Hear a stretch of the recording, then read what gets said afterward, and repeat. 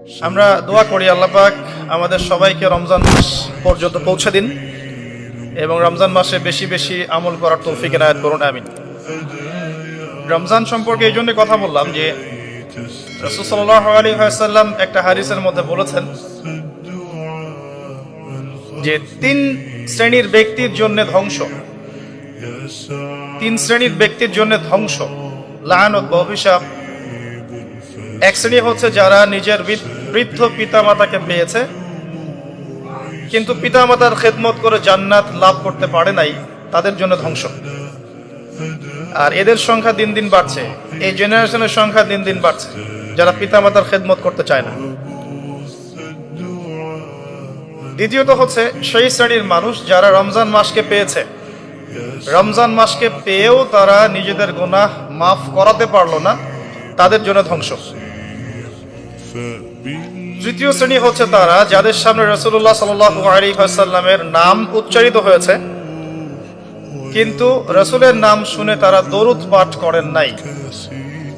এই তিন শ্রেণীর ব্যক্তির জন্য রাসূলুল্লাহ সাল্লাল্লাহু আলাইহি ওয়াসাল্লাম ধ্বংসের দোয়া করেছেন। আমরা আল্লাহর কাছে দোয়া করি আল্লাহ পাক আমাদেরকে এই তিন শ্রেণীর অন্তর্ভুক্ত না করুন, আমিন। এবং আসন্ন রমজানে আমরা যেন রমজানকে কাজে লাগিয়ে আমাদের গুনাহগুলোকে মাফ করাতে পারি, আল্লাহ পাক সেই তৌফিক এনায়েত করুন, আমিন। আমাদের যারা পিতামাতা বেঁচে আছে যাদের, তারা যেন পিতামাতাকে বোঝা মনে না করি, বরং জান্নাতে যাওয়ার মাধ্যম মনে করে তাদের সেবা যত্ন করার মানসিকতা তৈরি করি, আল্লাহ পাক তৌফিক এনায়েত করুন, আমিন। এবং রাসূলুল্লাহ সাল্লাল্লাহু আলাইহি ওয়াসাল্লামের নাম শুনলেই কমপক্ষে সাল্লাল্লাহু আলাইহি ওয়াসাল্লাম এই কথাটা বলার অভ্যাস গড়ে তুলি, আল্লাহ কবুল করুন, আমিন। রমজানকে কাজে লাগানোর জন্য আগে থেকেই প্রস্তুতির প্রয়োজন আছে। যে ব্যক্তি নামাজ পড়ে না 5 ওয়াক্ত, রমজানের প্রথম দিনেই সে 5 ওয়াক্ত নামাজি হয়ে যাবে, এটা কিন্তু ডিফিকাল্ট। এই জন্য এখন থেকেই নামাজের চর্চা করতে হবে। রমজানে কয়েকটা কাজ খুব বেশি বেশি গুরুত্ব দিয়ে করবেন। 1 নাম্বার, জামাতের সাথে 5 ওয়াক্ত সালাত পারা যাবে ইনশাআল্লাহ। 2 নাম্বার, নিজের মালের যাকাত দিয়ে দিবেন।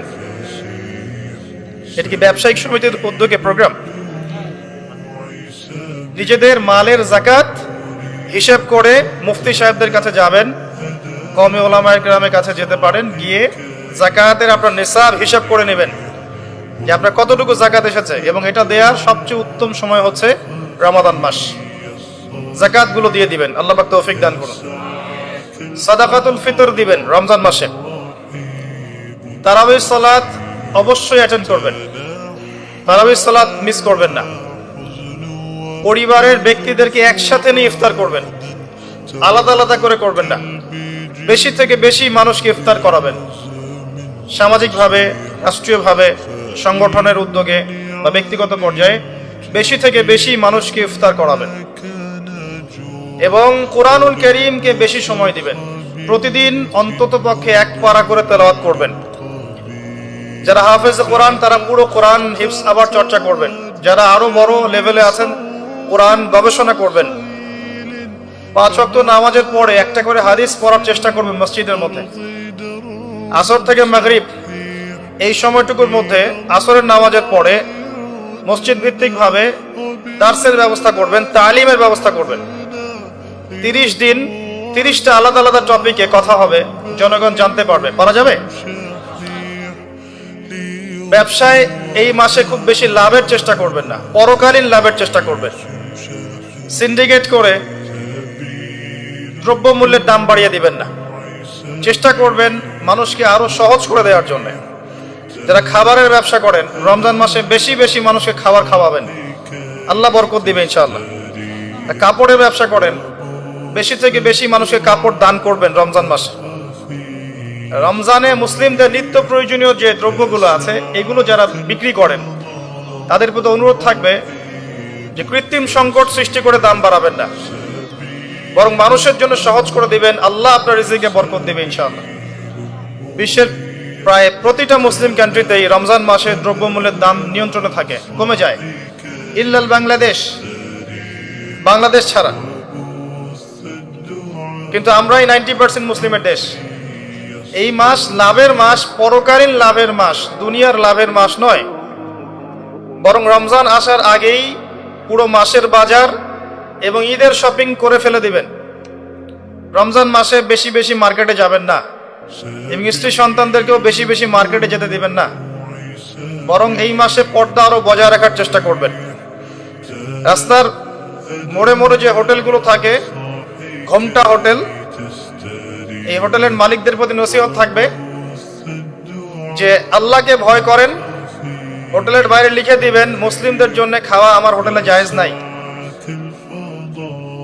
এটা করবেন, ঘোমটা না দিয়ে ওখানে লিখে দিবেন যে আপনি মুসলিম হয়ে থাকলে আল্লাহকে ভয় করুন, আমার হোটেলে মুসলমানদের জন্য আলাদা করে খাওয়ার কোনো জায়গা নাই রোজা রাখা অবস্থায়। সেলুনে আছেন যারা, সেলুনে লিখে দিবেন রমজান মাসে আমি দাড়ি কাটি না, কমপক্ষে লিখে দিবেন যে আমার দোকানে দাড়ি শেভ করা হয় না। রমজান মাসে আল্লাহ ওয়ালা হয়ে যান, লাআল্লাকুম তাত্তাকুন, তাকওয়া অবলম্বন করতে হবে। কিছু টিপস বলে দিলাম। সবচেয়ে বড় কথা হচ্ছে মানসিক প্রস্তুতি। রমজান আসতে যাচ্ছে, একটা মানসিক প্রিপারেশন। এই রমজানের 30টা দিন, প্রত্যেকটা দিনকে কাজে লাগাবো। প্রতিটা দিন আমি কোরআনের কিছু অংশ পড়বো, হাদিস কিছু পড়বো, দুটা কথা মানুষকে দাওয়াত দিব, ইফতার করাবো মানুষকে, সাধ্যমতো দান সাদাকা করব, তারাবির সালাতে হাজির হব, কোরআন খতম দিব। এই কাজগুলো করতে কি সরকার বাধা দিবে? প্রশাসন বাধা দিবে? এগুলো আমাদের হাতে আছে। আল্লাহ পাক আমাদের সবাইকে তৌফিক এনায়েত করুন, আমিন। আর এই রমজান মাসে বেশি বেশি খাওয়া এবং দুনিয়াবি কাজে অপচয় করবেন না। সারাদিন রোজা রেখে যদি ইফতার করতে 20টা আইটেম নিয়ে বসি আমাদের পুরান ঢাকার মানুষের মতো, তাহলে অবস্থা খারাপ। রমজানের আধ্যাত্মিকত্ব নষ্ট হয়ে যাবে। কথা কি বুঝতে পারছেন? রোজা রেখেছে আলহামদুলিল্লাহ, ইফতার করার জন্য কি 20টা আইটেমের দরকার আছে? 10টা আইটেমের দরকার আছে? এই যত বেশি ইফতারে খাবে মানুষ, তত বেশি সে অসুস্থ হয়ে যাবে এবং তারাবি অন্যান্য ইবাদতগুলো ঠিক মতো করতে পারবে না। আমাদের ক্ষেত্রে দেখা যায় যে সেহেরি আর ইফতারে আয়োজন দেখলে মনে হয় এটা আমার জীবনের শেষ খাওয়া হবে না। কথা বুঝতে পারছেন? এই স্বভাবগুলোকে চেঞ্জ করতে হবে। আল্লাহ পাক তৌফিক এনায়েত করুন, আমিন। এবার আসেন, মেরাজে যাওয়ার আগে আমরা রাসূলুল্লাহ সাল্লাল্লাহু আলাইহি ওয়াসাল্লামের জীবনীর সামন থেকে আসতে চাই। আর আমি যে কথাটা বলতে চেয়েছিলাম সেটা হচ্ছে রমজান আসার আগেই নবী সাল্লাল্লাহু আলাইহি ওয়াসাল্লামের জীবনী একবার পড়ে শেষ করবেন, ওয়াদা করেন। হাত উঁচু করেন, হাত নামান। সবচাইতে সেরা বই আমার কাছে জীবনীর উপরে, নবী সাল্লাল্লাহু আলাইহি ওয়াসাল্লামের জীবনীর উপরে অনেক বই আছে, তবে আমার কাছে মনে হয় সবচেয়ে বেস্ট বইটা হচ্ছে আর রাহিকুল মাখতুম। নাম মনে থাকবে? রাহিকুল মাখতুম, আল্লামা সফিউর রহমান মোবারকপুরী রাহিমাহুল্লাহ, যিনি এই সাবকন্টিনেন্টের মানুষ ছিলেন, তিনি বইটা লিখেছেন এবং বইটা 1182টা বইয়ের মধ্যে প্রথম স্থান অধিকার করেছে। 1182টা বা 83টা বইয়ের মধ্যে এই বইটা প্রথম স্থান অধিকার করেছে এই সৌদি আরবের কম্পিটিশনে। তো এই বইটার যে প্রাণবন্ত সিরাতের বই আমি আসলে পড়িনি, আর অনেক সিরাতের বই আছে এবং আমি অনুরোধ করব সিরাতের বেশি বেশি বই কিনবেন। একটা সিরাতের বইয়ের সব তথ্য হয়তো থাকবে না, এখানে ভেরিয়েশন আনতে হবে আপনাকে। বিভিন্ন সিরাতের বই কিনবেন, কিন্তু আর রাহিকুল মাখতুম বইটা মাস্ট বি পড়ার চেষ্টা করেন। রমজান মাস আসার আগেই বইটা শেষ করবেন, ওয়াদা করেন ইনশাআল্লাহ। আল্লাহ পাক তৌফিক দান করুন। এবং রমজান মাস আসার আগেই কোরআন তেলাওয়াত শিখে নেবেন, ওয়াদা করেন। আগামীকাল থেকেই প্রয়োজনে স্থানীয় মসজিদে যিনি ইমাম আছেন বা মুয়াজ্জিন সাহেব আছেন বা মাদ্রাসা শিক্ষকরা আছেন, তাদের কাছে যাবেন। 1 থেকে 2 মাসের বেশি সময় লাগার কথা না আপনার তাজবিদ শিখতে। সবার তো শিখলেই বিশুদ্ধ হয়ে যাবে না। পড়তে পড়তে পড়তে পড়তে একটা পর্যায়ে আপনার মুখের মধ্যে জড়তা আল্লাহ কাটিয়ে দিবে, তখন আপনি ইনশাআল্লাহ ফ্লুয়েন্টলি পড়তে পারবেন। কিন্তু শিখতে, নিয়ম কানুনগুলো শিখতে 1 থেকে 2 মাসের বেশি লাগার কথা না। আর আমি জানি আপনারা জীবনে অনেক কিছুই পড়েছেন, আপনারা জীবনে এসএসসি, এইচএসসি, অনার্স মাস্টার সব করেছেন, বিবিএমবিএ করেছেন, ডক্টরেট ডিগ্রি অর্জন করেছেন, মেডিকেল সায়েন্স পড়েছেন, কঠিন কঠিন সাবজেক্ট পড়েছেন, বাংলা সাহিত্য পড়েছেন, উপন্যাস পড়েছেন, শরৎচন্দ্র, বঙ্কিমচন্দ্র, হুমায়ুন আহমেদ সব পড়ে শেষ করে ফেলেছেন। রবীন্দ্র নজরুল তো শেষ আগেই। ইংরেজিতে অনার্স করছেন, ইকোনমিক্স অনার্স করছেন, ম্যানেজমেন্ট পড়ছেন, অ্যাকাউন্টিং পড়ছেন, কঠিন সাবজেক্ট পড়ছেন, ফিজিক্স কেমিস্ট্রি পড়ছেন, বায়োলজি পড়ছেন।